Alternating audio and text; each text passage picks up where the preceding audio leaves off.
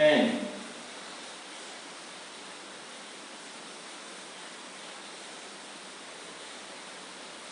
तो ये हो गया स्ट्रक्चर। अब यहां पर इसी तरह से क्या करो आप, ये H2O को यहां से रिलीज कर दो। अब ये O बच गया, तो जिस तरह से यहां पर ये बॉन्ड बना है उसी तरह से ये यहां पर बॉन्ड बना लेगा, यानी O और O ये बॉन्ड बन गए।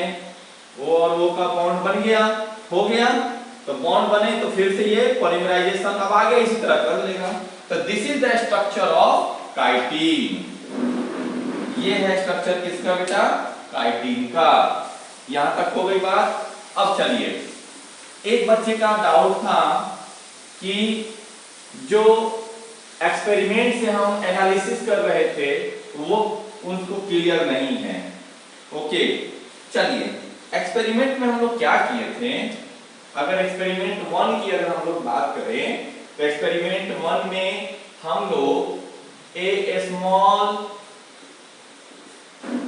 पीस ऑफ टिश्यू को लिए, स्मॉल पीस ऑफ टिश्यू को हम लोग ग्राइंड किए, grind with trichloro acetic acid से, ट्राइक्लोरो एसिटिक एसिड से ग्राइंड किए।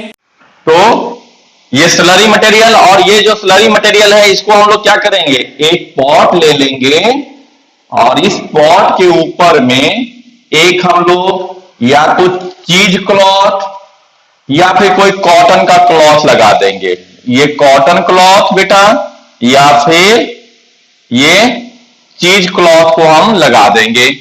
अब क्या करेंगे, ये जो स्लरी मटेरियल के ऊपर डालेंगे, ये स्लरी मटेरियल को जब डालेंगे बेटा तो कुछ मटेरियल जो है फिल्टर होके इस पॉट के अंदर आएगा और कुछ मटेरियल जो है वो क्लॉथ के ऊपर रह जाएगा। तो जो पॉट के अंदर आता है वही कहलाता है माइक्रो मॉलिक्यूल, और जो पॉट के ऊपर में रहता है ये कहलाता है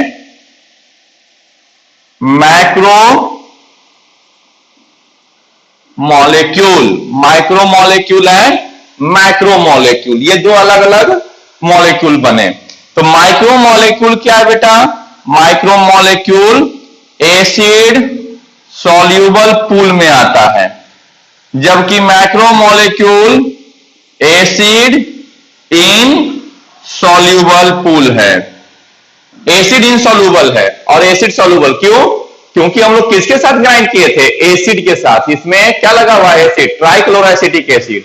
तो जो ट्राइक्लोरोएसिटिक एसिड में सॉल्यूबल हुआ वो नीचे आया, जो सॉल्युबलाइज नहीं हुआ वो ऊपर रहा। तो जनरली जो एसिड सॉल्यूबल पूल है उसमें क्या क्या रहते हैं, वो उसमें होता है अमीनो एसिड, उसमें होता है सिंपल शुगर, जो मोनोसैकेराइड आप लोग पढ़े वही सिंपल शुगर है, और इसमें होता है न्यूक्लियोटाइड। अब समझ में आई बात।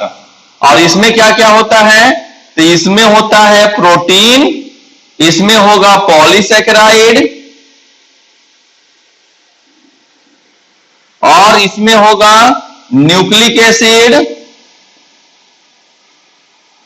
और इसमें एक और चीज हो जाएगा लिपिड, जिसमें से बेटा ये तीनों कंपाउंड का मोलेकुलर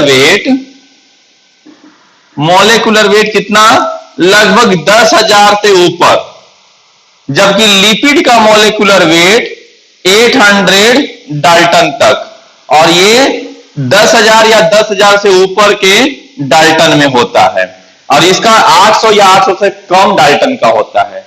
लेकिन फिर भी लिपिड जो है वो मैक्रो मॉलिक्यूल है और ये सब जो है वो माइक्रो है, क्योंकि लिपिड इसके ऊपर में रहता है, फिल्टर होके नीचे नहीं आता है।